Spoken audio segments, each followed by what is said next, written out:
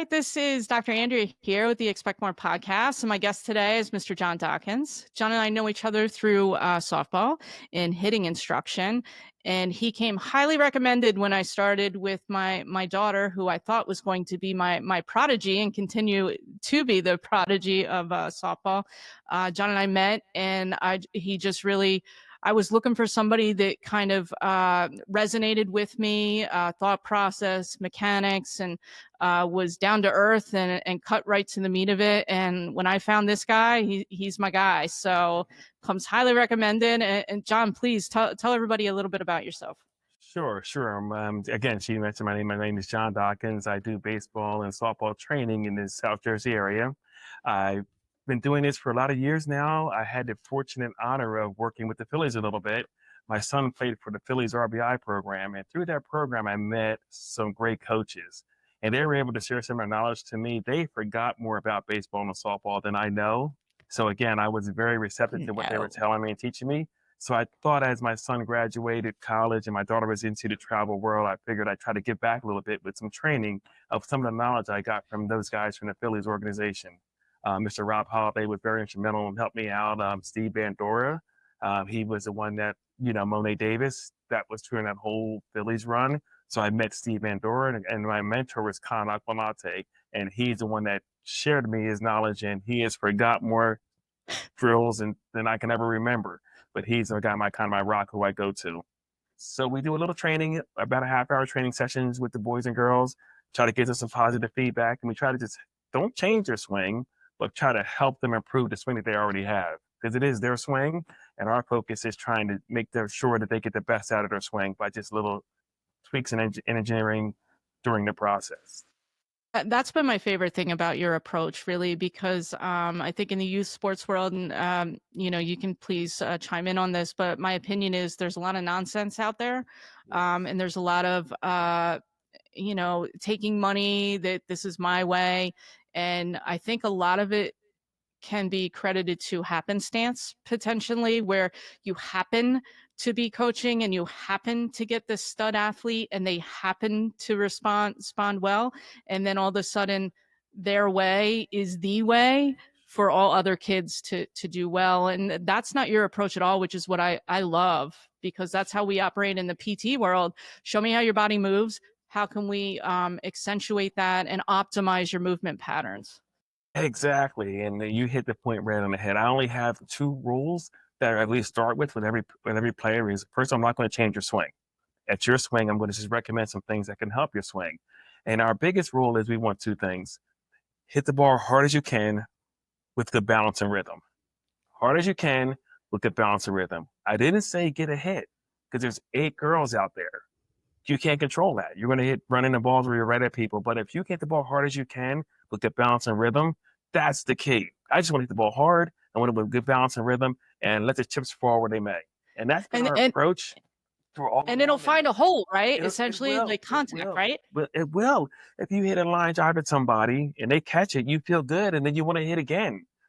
You want to hit again because you're okay. Let me hit it harder. As long as I have good balance and rhythm, I can control that at the plate. Do everything at the plate. Don't worry where it goes. Just do this right, and I'm pretty sure you're going to be successful as a hitter. So let's talk about that. Let's talk about the approach, because I know you talk a lot about this, and we've talked about there's a lot of different approaches out there depending on who you talk to, but I think one of the things that we aligned on as well really early on was the yes, yes, yes, no mentality, as far as being prepared, right, and not getting caught on your heels, essentially. That's right. So we essentially believe you swing it at every pitch, and you just call it off. You're ready in the go mode when you step in the batter's box and the pitch is coming. You're ready to swing at it, and at the last minute, you call it off. You just take it. So we can tell when people have good takes that they're ready to hit. So we, like you said, we come in there, yes, yes, yes, yes, ball. And then you just stop, okay? Yes, yes, yes, yes. And then you just keep right on going to the swing. So you're having that positive mode, because hitters want to hit. And we want to really preach that you got to be ready to be in attack mode. So we teach our older girls, we want you swinging in the first 3 pitches. The pitchers are Love trying that. to get ahead of you. So you got to be ready in the first 3 pitches. A good pitcher is going to be 1 ball, 2 strikes. Then you got to hit their pitch. So we're saying 17 inches at the plate, You're going to get something in the area, put a good swing on it with good balance and rhythm, and let the bat fly. I mean, that's awesome because watching, oh my gosh, watching people take third call strikes. I Yeah. have to sit. I honestly, John, I have to sit in the outfield, and no joke, you can Sure. talk to my daughter about it, but I sit in the outfield, and Right. just like you watch it just come in with Right. those two strikes, they're going for a corner or they're trying to bait you on something. A- Exactly. And if you're behind, right? So let's talk about a two strike count. So you have a two strike count, say it's 0-2. What are we looking for mentality wise, sir? What are you thinking? Okay, we're going to be a little shorter to the ball. So I mean, short to the ball means we don't have to have that big, gigantic first pitch stance. We widen our stance a little bit, and now we just want to put the ball in play. So again, we look and be lower hands. As long as we hit the ball, be lower hands, and we look down to the ball, we just want to put the ball in play now. I don't want to go down looking. I want to make them make a play, make them make two catches or pick up a ground ball and make a catch to get me out rather than just that approach of, okay, strike three. At least I was swinging, and we don't want that. We don't want the approach. Hope I get a walk at this at bat. We want you to think about being a hitter at all times. So with two strikes, you just kind of bear down, and our approach is don't give in. Fight, fight, fight. Put the ball in play. And if you can, because you're probably a pretty good athlete, if you can bunt, you can hit. Just put the ball in play with two strikes. I want you attacking that ball with two strikes and just see what happens. Like I said, do it right at the plate, and then wherever it goes, it goes. But at least we're hitting that ball that way, And, positively. and then you're not in a funk, right? Like Yes, that. I sir. mean, that's like the funk is. So what do you do with that? You have somebody that comes to you. I know this happens all the time for you, right? Like, people are successful. They probably drift away and don't need, myself Sure, included, drift away because we're doing okay and don't need as much, think they need as much instruction. But sure. then they hit the slump where you had them good and they're greasing and flying on all cylinders, and now they're like, oh, for their last 20 or something. Where do you start with something like that? Okay, that's a great question. I start with you're not 0 for 20, you're 0 for 1. You're only 0 for your last at bat. So then that'll be something to build upon. That last at bat didn't go your way. You're not 0 for 20. You don't need to put your head down. You're 0 for your last at bat. And we start on the tee. So we say to you, let me see you hit 5 balls off the tee without hitting the tee. Slow things down. Don't Okay. waver, because when you're on the tee and you're hitting these 5 balls off the tee, this is something you can replicate in practice without me. So when you go to practice, you're the person not hitting the tee. Don't hit the tee. Your friends will say to you, man, you never hit the tee. And you say, I'm not trying to. I'm trying to hit the ball off the tee. So we try to slow things down. And let's just go Okay. back to some basic stuff. Hit the ball off the tee 10 times in a row. If you get to 9 and you hit the tee, you got to start over. So it starts with you. You can't just say, okay, I just nicked the tee. That was good for my 10. No, start over and hit 9, 10 off the tee without hitting the tee. And that's kind of how we begin to break down some positive vibes. So then they'll hit Okay. 5 and they roll off the tee. I say, see, you can do it. So when you go to practice, I'm not around, hit these balls off the tee without hitting the tee. A person told me, my son, who was a college player, said, if you can't hit the ball when it's not moving, which is on the tee, how are you going to hit it when it is moving? So we try to Sweet just, Lord. yeah, we try to just narrow down their thinking so that it's more positive.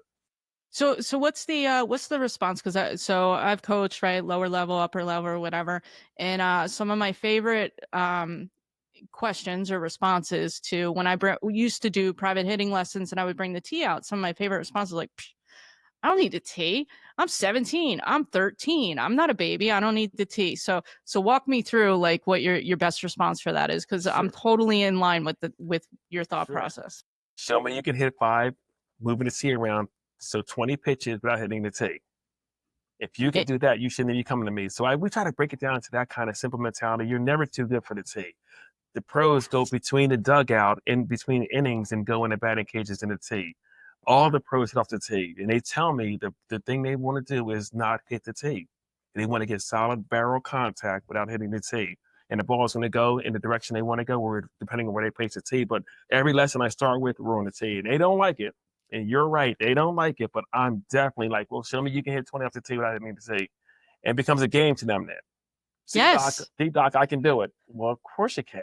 That's You what don't I've have been to prove telling it to you. me, You have to right? prove it to me. Exactly. You gotta prove it to yourself. That's So right. let's talk then, feeding into this, like inside outside pitch hitting, right? So if you have an athlete, And I watch it, and I still play a game with myself when I sit. So I sit in the outfield on purpose. I watch all the games. I love it. I love being around the sport. I love just the purity of the game. I love it. Doesn't even matter if I know anyone, but they know, right? Pitchers know if they're going to get you on your hands. So let's talk inside first. Like, Okay. what's the approach to inside pitch hitting? Pitch hitting is you have to go out and get the ball a little in front of your front foot. So we always use our front foot as a case. So we don't hit the balls inside of the front foot when it's down the middle or outside.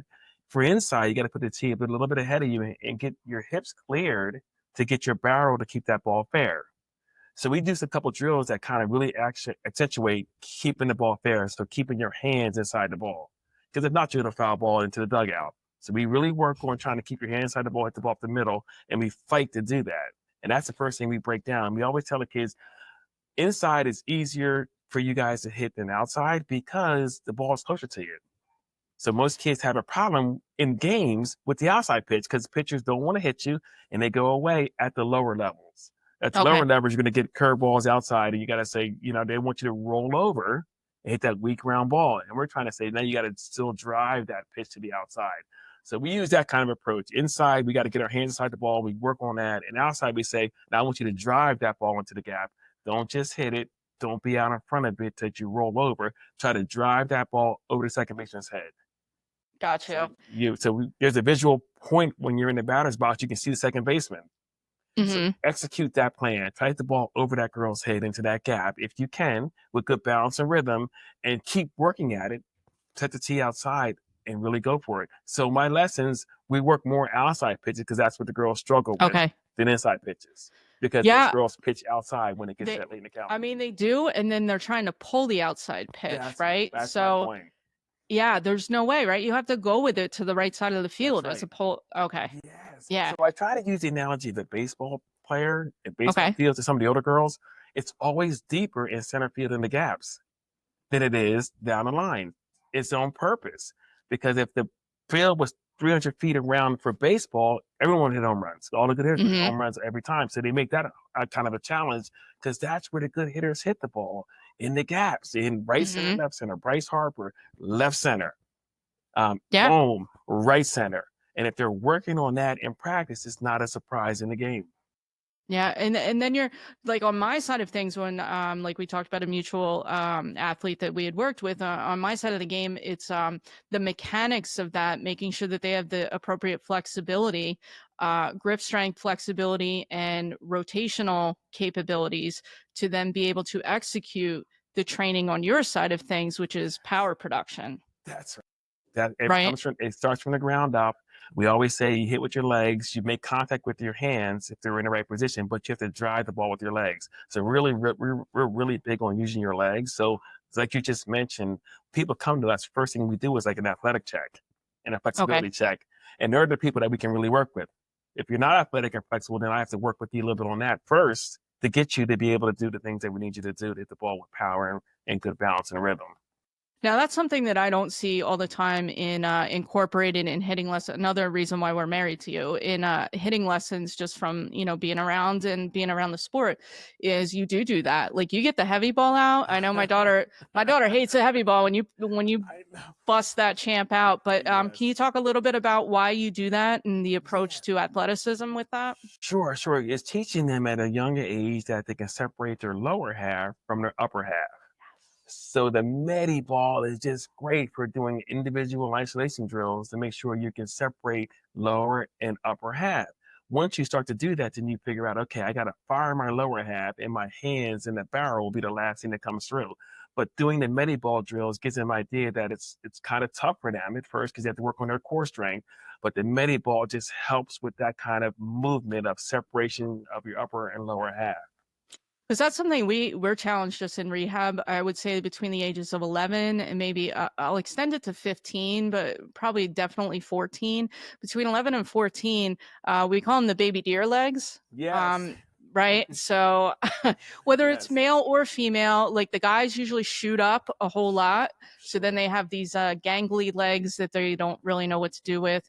And then the ladies with their hips, when they spike up and then the hips widen a little bit through puberty, it's very awkward. So that separation of trying to, like, they may have been a stud hitter or quote unquote, I don't know how you're a stud hitter at 10, 11, but stud hitter at 10, Sure. 11. And then all of a sudden at 12 and 13, they're like, I can't hit anything.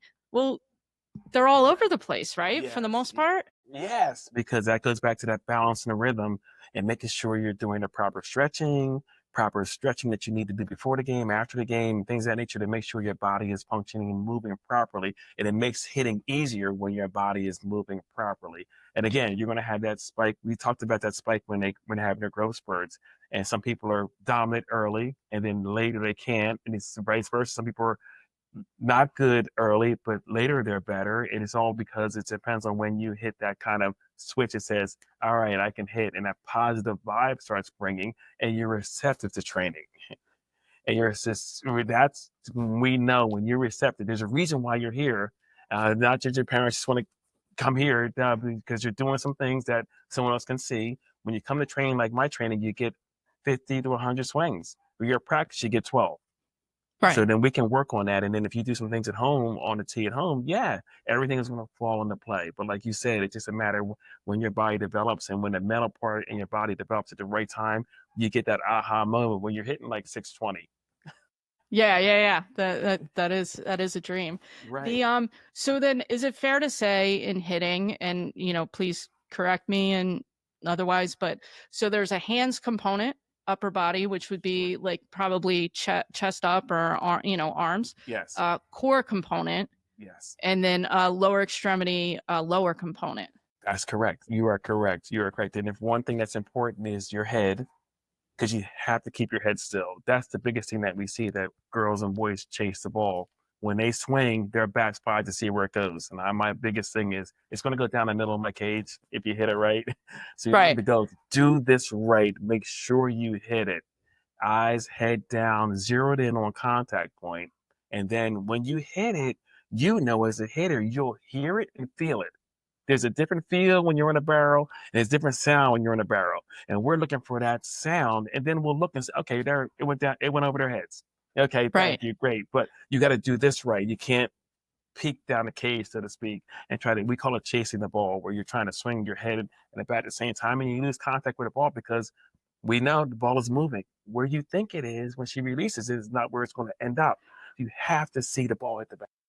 Man, there's no sweeter sound or feeling. I do miss that Yes, feeling than yes, getting all of it, right? When you yes. get all of it and it just goes, it's just like, oh, that's like That's the right. dream. Well, it's funny because when we're in the cage, they'll hear it, and then they'll have a smile like, "Yeah, you got that." Well, didn't you? Yeah, you did. Because there's a sound to it and there's a feel to it. It feels like air when you hit it, and then the Oh, sound it makes is like no other sound in the world. The it's ball in the it barrel. is it is one of the most beautiful things I feel like to experience in sports is when you Sure. get all of a ball and you Yes. just watch it go into a gap, you're just like, Yeah. oh, and Yes. it keeps you coming back. And I think that's what like a lot of them struggle with is well, I did it once, why can't I do it every time I go up to Sure. bat type Sure. thing. Sure. So we're always going to say work on the process, not the result. You'll Love have the it. result if you keep working on the process and you make that consistent, then you'll have it ups and downs. 3 out of 10 get you millions of dollars. But Yeah. they're based off Yeah. winners and It's millionaires, true. but it's only 3 out of 10. But here's what I'm saying. We can control hitting it hard by what we do at the plate, and we don't have to worry about where it goes because I'm So guaranteeing it'll go. So tell me again because I know what you're talking about. You're talking about hitting 300, right? So out of Sure. every 10 pitches, you're hitting 3. You're Right. getting 3 hits out of Yeah. every 10 plate appearances. That's So correct. hammer that home because if I hear one more person on the sidelines or otherwise be like, I'm only, batting 310. I'm like, do you know how hard that is? Like legit? That's right. And so our biggest thing is, how hard did you hit it? How hard did you hit it? How hard Yeah. did you hit those 10 pitches? Okay. Again, we talked about some of the approaches and the mental approach to the game. Are you taking the first pitch? It might be the best pitch. When you get in college, she's trying to get ahead of you. So you're going to be, I'm the person that takes the first pitch, and now you're already behind. So it's the approach, right? And we don't want to worry about our average. We want to, are we hitting the ball hard? And we always talk about things like, are you affecting the game? When you come up to the plate, the other team saying, move Oh back, no. give her some room. That's my favorite line. When you hear that, you're affecting the game. Hey, move back, give her some room. She went your way last year, last approach, last at bat in the gap. Then you Yeah. know you're affecting the game. And that should make you feel good inside to say, yeah, you better give me some room. That's right. I'm not bunting. Man, let's go strategy, right? So mechanic strategy or just like general terms. So happy feet. You know what Oh, happy feet are, right? yes, So they dance happy. around the box every time they swing, their feet are moving all the time. That's right. How do you address that happy feet? We address that by we use some tire drills and keep your feet in the tire or the rings. And then Ooh, after you swing, look down. Where are your feet? Where are your feet? So we I try like to that. talk about you. I don't mind people stepping. I don't mind people not stepping. I don't mind people lifting. You just have to be at a certain spot when your heel is going to hit the ground. We call it heel strike. And every professional player or best hitters, they're at the same position. Their arms are locked and loaded. Their weight is not all the way back, but we call it a good load. And now they're ready to just turn to the ball. So we try to make it real simple. So the happy feet, no can do. We put blocks, we put everything in their feet to say to try to hit like this. And we sometimes will start drills where in your loaded position, you just fire to the ball. At some Okay. point, you have to be in this position. At some point Yeah. in your whole approach, all the pros are in the same spot. Their hands are in the same place. Kids don't know that yet, but we try to put them on video and show them this is where you have to be. Okay. So now casting, overcasting, or what we would call casting, right? Sure, That we hear. That sure. means typically hands are going before anything else, right? That's correct. And then your hands, once your hands go before everything else, you're going to be what we call around the ball. And you're going to hit ground balls and lazy pop-ups. So you got to keep your hands back at the last moment. So if we call it connected, my hands are connected to my shoulder, to my knee, and to my feet. If they all go at the same time or a little behind your legs, we talk about that separation. So my hips go first, and I keep my hands back and inside the ball. And if I keep my hands right down my feet, they will always be inside the ball. So that's your hand path, and your barrel is going to follow. So it's Love it. yeah, looking at that and saying when kids get on video, this is a video age, they can see it. Me Okay. telling them is one thing, but when they put them on video, then they can see it. Then it's like, oh, that's what you mean. That's what you mean, Coach Doc. Yes, you're casting. You're just trying Okay. to round that ball around like a swing, and your shoulders flying open, and then bad things will happen. Your head flying off the ball. Yep, I'm just saying all the things that I yep, hear when I'm sitting on the side. yep. Head flying off the ball. What's that Easy. entail? That just means that when you turn your bat, your head's turning too. So now you're not seeing contact. So the drill we talk about is make sure your chin starts on your front shoulder and ends at your back shoulder, and you're looking down to T.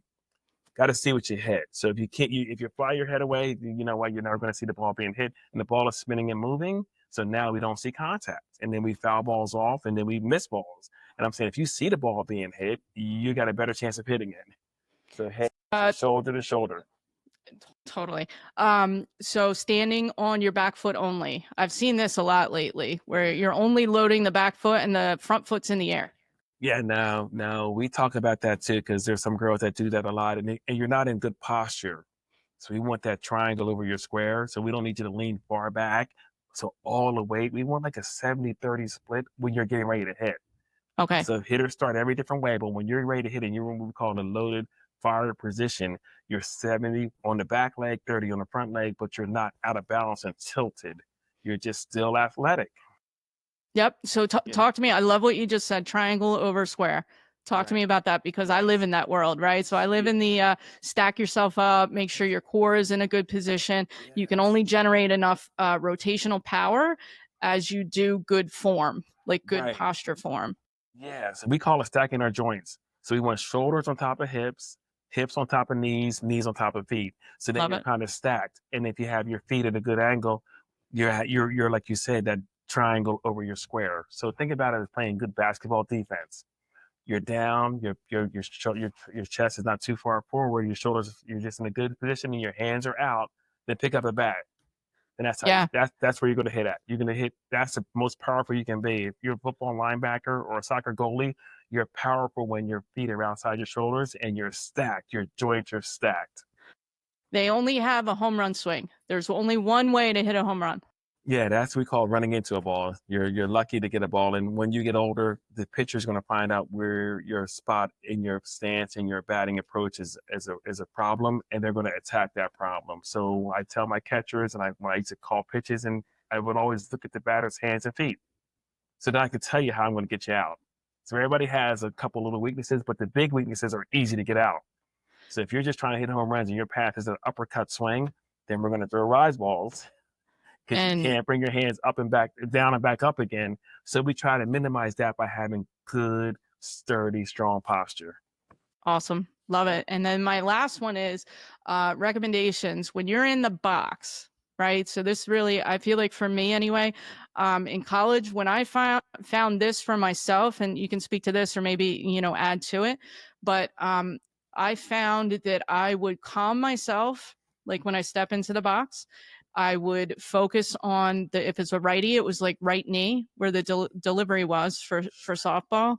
And I just stare, like I shot daggers out to that right knee. Yep. And my batting average went up significantly. Listen, I wasn't a big hitter, man. I wasn't. I was a contact hitter and maybe a little bit of a gap hitter, but my on base percentage and my walks were insane. And I did not strike out. I struck out once in almost 2 years. Yes. And so talk to me a little bit about that approach, because I feel like it's overlooked a lot in maybe not my approach, but you know what I mean? Like how to like dial in when you get in there.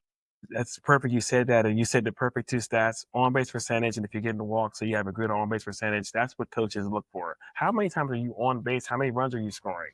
Not your average. Let's see if you're having good approaches at the plate. So the first thing we did was we said it's really easy. You're a younger player, and you have this great idea that we teach this: keep your right foot in the batter's box, step out, look down at the coach.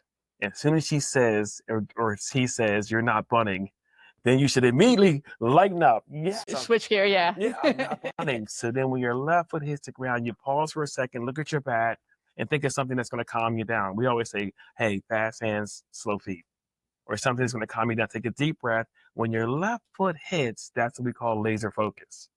When your left foot comes back in the box, it's all about hitting. And again, you're picking up a release point of the pitcher, and you're trying to hit this ball hard as you can when it gets to the plate with good balance and rhythm. That's what you do. And then you step out the next pitch, no bunt sign again. Repeat the process, right? Repeat the process. I don't have to bunt. So that's great. I'm not that I don't want to bunt. I'm a team player. Sure. I got the green light. Then I said laser focus on hitting that ball when it hits the plate, and you're on time with your bat and your eyes, and everything is on time when they cross the plate. Not in front of the plate, but it's on the plate. I love it. So your plate is a good marker. Hit the ball, depending on where you stand in the box, hit the ball when it's on the plate. And if you stand at the right spot, your plate is your marker. You can see the ball, the bat, and your plate at the same time when you hit it. And it's a beautiful thing to watch when it all goes well, right? Yes. And I tell the girls, we want to be on second base. We want their cheering for us on second base, and you can do it, girls. You can do it. Hit that ball in that gap. You're gonna stand on second base. And we always ask them when they ask about their games last week, how'd you do? Coach Dockin hit a double, standing or sliding? Standing. Yes. Solid. It's solid. Yeah. Yes. So let's talk recruiting, right? So you've worked with a lot of high school kids, and you walk kind of like through what you're seeing now. You've been doing this a long time. It's a softball world. Not the world I grew up in, man. Sure. I don't know what's exploded in these past 10 to 15 years, but I recruited for a decent amount of time, and it's way different now. So, what do you see? How do you talk to your kids about this? Like, I'm sure some things don't change, but I'm sure you've seen the progression. If you don't mind speaking to that a little bit, please. Yeah. So the number one thing we say is that you have to be fundamentally sound, because college coaches want a piece of clay that they can mold to what they want. So they don't care if you're the shortstop. They don't care if you were this or that. They want to know, can I take this person and can they play for me? So you go starting that process, and you say to yourself, I got to be fundamentally sound. So if they need a right fielder, I can play right field because I've been taught the right way. So it starts with getting on the right team and the right training. And that's the most important thing. If you're going to a team that's going to win every game, you're probably on the wrong team. You want a team where you're going to be challenged to get better and better each practice. Then you become fundamentally sound. Then the recruiting process starts, because now you can make any tryout teams are going to want you because you can hit a ground ball. They get you a ground ball, you can throw it across the diamond because you have Okay. good footwork. You can catch a Okay. fly ball. You have good footwork for that. So these things are important in the learning process when you're younger to get proper training. I don't mean trainer like me, but when you're on a team and there's not a lot of fathers on the team and there's coaches on the team, you're going to get good training. So then Hmm. the other process begins when you start to think about really going to college. And I always recommend camps rather than showcases Okay. because camps, the coaches there are usually friends. They invite each other and they can see you in a good environment. Okay. At a showcase, you're playing shortstop and you get no balls that game. Then what do Right. they say? You know, they don't see anything. They get to see you during between warmups.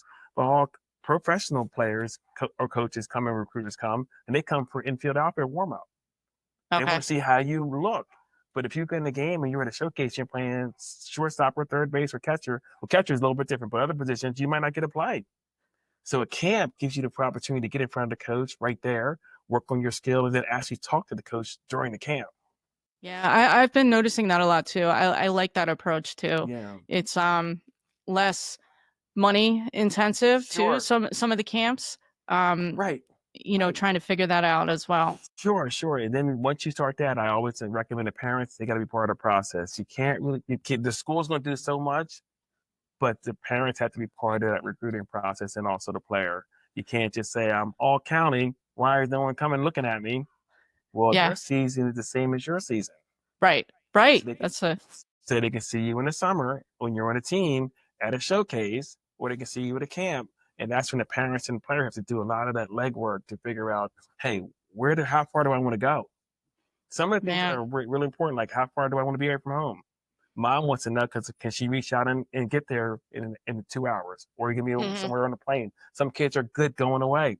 Some kids need to be close to home. So this is part of the thing. There's a whole myriad of questions you have to ask yourself when you start this process. Because everyone wants to say, I'm all counting, everybody's going to come looking for me. And that's not how it works. It's really not. It's No, really, no, no. it's really not. I mean, it'd be nice, but Yeah, it's really not. back in my day, that's kind of how it worked. And I'm a little bit Yeah. older. I'm a lot older, but okay, if you're all county, okay, that was great, and then you're one of the better players. But nowadays, the coaches have the same season as you, so during the season, how can they really see you? They got to look at your video, and you're sending them all the good video. Right. They don't Right. see when you fail or how Right. you act or how you react with the team. So again, that's why we always recommend for some of the players that don't really want to go to Division I, but want to go to a nice school and play, try to go to their camp because then you might see 3 or 4 coaches that are in their conference at this same camp. No, I mean, I agree 100%. Having been around it back in the day, having been a recruiter, and then now looking at it as it is, they want to see what kind of kid you are. It's definitely different. They don't want any bad eggs, so to That's speak. right. Well, you know why? Because they can't afford it. Right. So we use the 3 Ps. Can you play? Can you pass? And can you pay? So you got to check all those off. And the thing about it is you got to be able to pass. Yeah. You got to be able to, your parents got to pay, and can you play? So if you start with that, a little bit of the basics, then things start to line up and come. Yeah, and academics is part of it, which everybody likes to gloss over, but it is a legit part of it. You call them student athletes. You always say student first. We always say student. You got to be able to pass. There's so many horror stories where kids don't take that part serious, and then they don't pass. And you definitely in the NCAA rules, if you don't pass, you're not playing. I don't care how good you are. You got to pass. No, I'm living proof of that. I tried it out really hard freshman year of college. I tried really hard to not play because Right. I didn't want to go to class, and that did not work out well. So, no, it's you're awesome, man. I learn every time we talk. I learn even more. It's even better. Vice versa, we share because you tell me all this good stuff about how the body moves and stuff. I try to incorporate some of that good stuff. So it's a very sharing thing that we have here. No, I love it. And so if anybody wants to learn more about what you do and how to blow your business up even more, because you are the man when it comes to hitting, where could they find you? Instagram, I think. Yeah, Instagram, Coach Dock 23.